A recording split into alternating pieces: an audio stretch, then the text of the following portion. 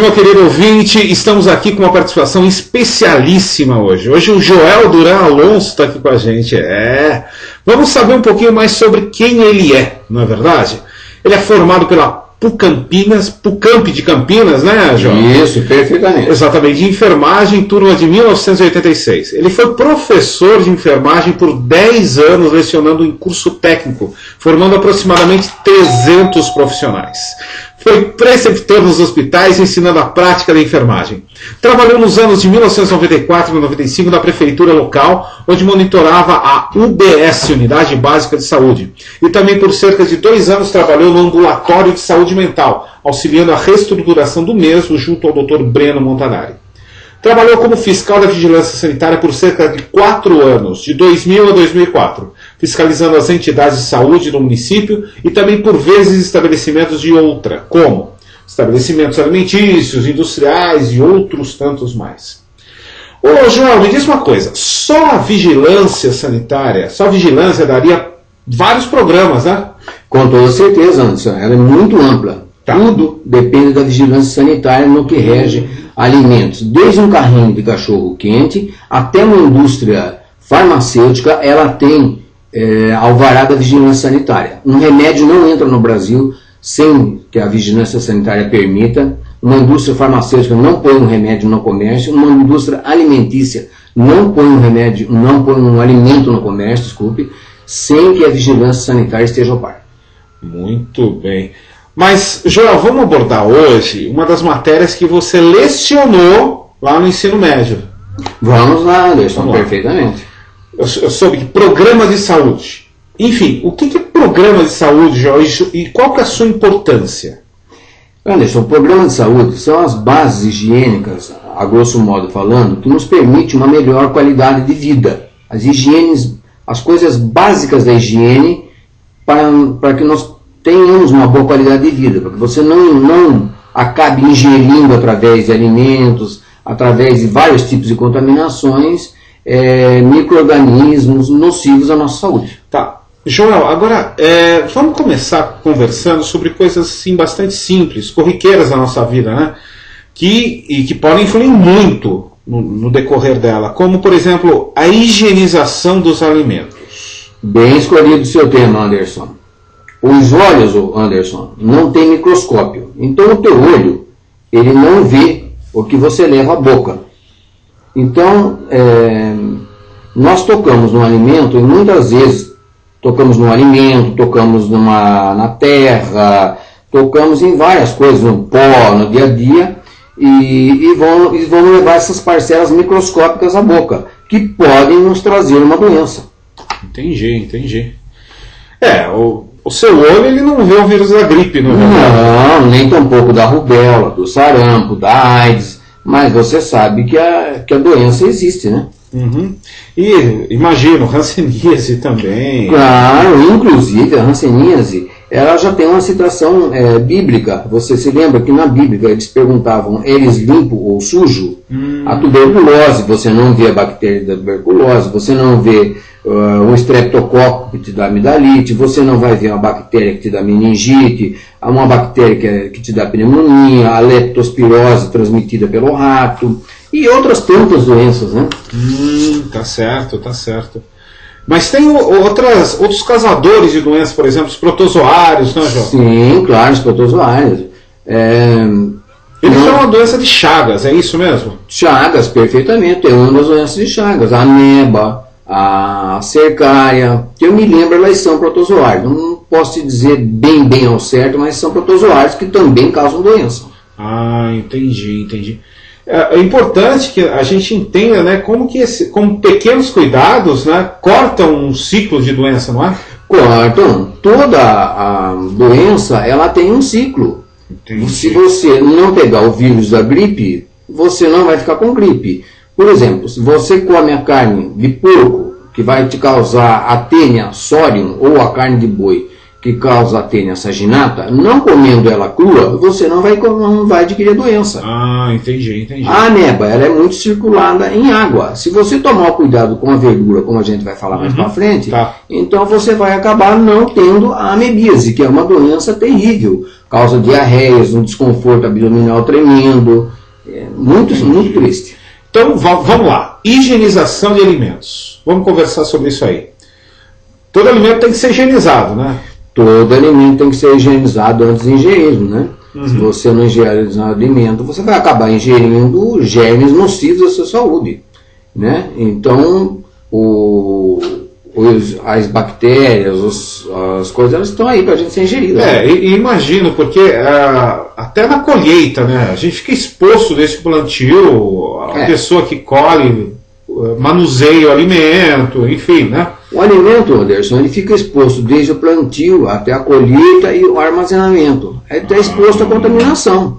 Você vai armazenado, você vai passar um inseto por cima dele. Quando ele está na horta, você vai molhar ele com uma água que pode estar estagnada, cheia de ameba, ou outras doenças. A leptospirose, que a gente citou agora mesmo, pode essa água estar com a bactéria leptospira, e por aí adiante. Mais exemplos, João. A gente quer saber, porque é o seguinte, é super importante esse tema, né?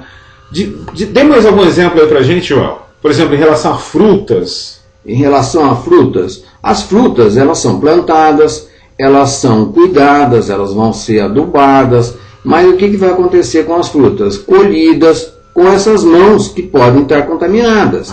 Vai ser colocado agrotóxico nela, uma parte do agrotóxico pode estar externa, outra parte pode estar na casca e outra parte pode estar dentro do fruto. Então existe um cuidado com as frutas também, com as verduras, que a gente pode citar aí. Eu também tenho que tomar muito cuidado, João, porque quando eu vejo uma fruta gostosa, às vezes até esqueço de lavar, entendeu? Eu esqueço de cuidar, tem que tomar cuidado. Não esqueça não. Agora as verduras não. A verdura para gordo, gordo passa meio longe de verdura, né? Mas é importante também tratar esse assunto. E as verduras, João, como que a gente faz? As verduras, Anderson, você tem que pegar elas, você vai colocar elas numa água com hipoclorito de sódio.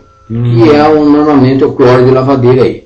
Esse hipoclorito de sódio, ele tem que ser um hipoclorito de boa qualidade. Não pode ser esse hipoclorito que você compra nas peruas na rua. Tá. Por quê? Porque ele pode ter uma concentração não desejada ao consumo. Ou para mais ou para menos. E também a qualidade do hipoclorito, do sal base, pode não ser boa. Certo. Então você deve ir ao supermercado e comprar, veja aqui a nossa garrafa, ó. Você compra uma água sanitária de boa qualidade, certo? E atrás da água vai vir a instrução de como você higienizar a fruta e verdura. Você vai, normalmente elas têm uma concentração de 2,5% de hipoclorito de sódio. Você vai colocar uma colher de sopa, que são 15 ml, em 1 litro de água e deixar imerso por 15 minutos. Você vai colocar verdura, vai colocar uma peneira em cima, ou um prato, alguma coisa, e vai imergir ela por 15 minutos. Depois você vai tirar, vai lavar ela com água corrente e uma água de boa qualidade. Você não vai lavar com água contaminada também. É lógico. Você vai lavar com água vinda da nossa rua, da Sabesp, que por sinal é controlada pela vigilância sanitária. Toda semana é colhida em 5 pontos da cidade a nossa água e mandada para um laboratório de referência, que é o Adolfo Lutz. Não fazendo propaganda da vigilância sanitária e nem tampouco da Sabesp, né? Mas aproveitando, dizendo que a população ingere uma água de ótima qualidade, controlada pela vigilância sanitária. Que maravilha. Eu só lembrei de uma coisa de quando eu era criança, João. Você não sabe o que eu fazia. Eu, na minha ingenuidade e tal, minha mãe pedia às vezes para eu lavar as verduras, né?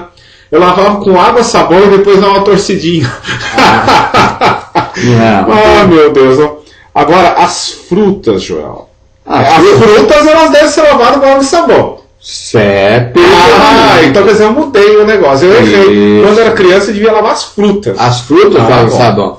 Você teve um raciocínio perfeito, Anderson. Isso mesmo. A gente deve lavar as frutas com água e sabão. Depois de lavada, a gente enxuga ela e ela está pronta para o consumo. E agora, quais frutas, João? Todas as frutas? Todas as frutas você deve lavar ela com água e sabão. Se eu vou comer mamão, esse mamão ele passou por tantas mãos, ficou tanto tempo exposto ao supermercado, ficou lá na plantação, recebeu agrotóxico. Então vamos lavar o mamão bem lavado com água e sabão e depois enxuga ele está pronto para a gente descascar e consumir. A mesma coisa com as maçãs, com as peras e tantas outras frutas. Porque essa é uma dúvida crucial minha. Não sei se de algum ouvinte, porque às vezes a gente pensa, tá, o mamão tá lá, a fruta tá por dentro, por que a gente tem que lavar tão bem assim a casca? Por que a gente tem que lavar, se a gente não vai ingerir a casca, por exemplo? Porque a casca, além dela poder ter uma grande carga de micro-organismos, ela vai ter um resíduo de agrotóxico que foi exposto nela, como inseticidas, para afastar os insetos e outros agrotóxicos. Isso passa para a fruta também? Passa para a fruta. Há uma parte que vai ficar externa. Certo. Há uma parte que vai ser absorvida. A maior concentração vai estar na casca, Anderson. Certo, então, certo. se você descascar a fruta, você já vai tirar outra parte do agrotóxico. Entendi. E uma parte menor vai ficar na polpa da fruta também, que não tem jeito, a gente acaba ingerindo mesmo. Entendi. Frutas como uva, enfim, também é a mesma coisa? Bem lembrado, Anderson, como é que você vai lavar a uva, né? Uma a uma. Você pode lavar a uva uma a uma, mas é uma coisa difícil.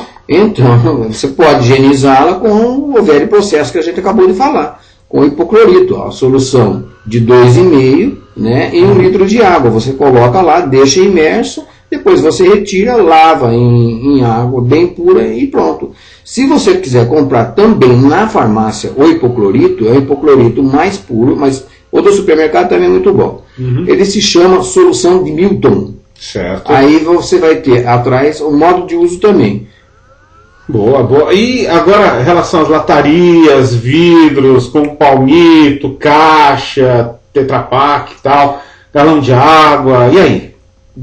Todos eles, Anderson, contém bactérias. Você se lembra da cerveja, daquela contaminação da leptospirose pela cerveja, que o camarada tomou uma latinha de cerveja sem lavar? Faz uma modelo, né, que morreu. Isso, perfeito. Memória muito boa. É isso mesmo. Então, algumas cervejas já vêm até com uma tampinha, já vem até com uma proteção em cima. Por quê? Porque pode passar rato por cima dela, pode passar barata. Então, as higienes Tetra Pak, você vai abrir a sua Tetra Pak de massa de tomate, mas você deve de lavá-la com água e sabão antes também. Você vai abrir seu vidro de palmito, lave ele com água e sabão antes de abrir. E lave a tua mão também, né? Óbvio. Lave o galão de água, não adianta você passar só álcool na borda do galão. Lave ele bem lavado com água e sabão debaixo da torneira, depois enxugue ele, aí você abre a tampa dele e coloca no recipiente. Muito bem. Agora, Joel, uma outra coisa que às vezes fica nojenta, porque daí fica muito tempo lá, a gente limpa tudo com aquilo. O pano de prato, Joel. Como é que funciona isso aí? O pano de prato, ele é um palco de bactérias, né? Então, o pano de prato é uma observação muito importante sua, Anderson. Ali você tem bactéria de todo jeito, porque lá toda hora você está pondo a mão em alguma coisa e levando no pano de prato.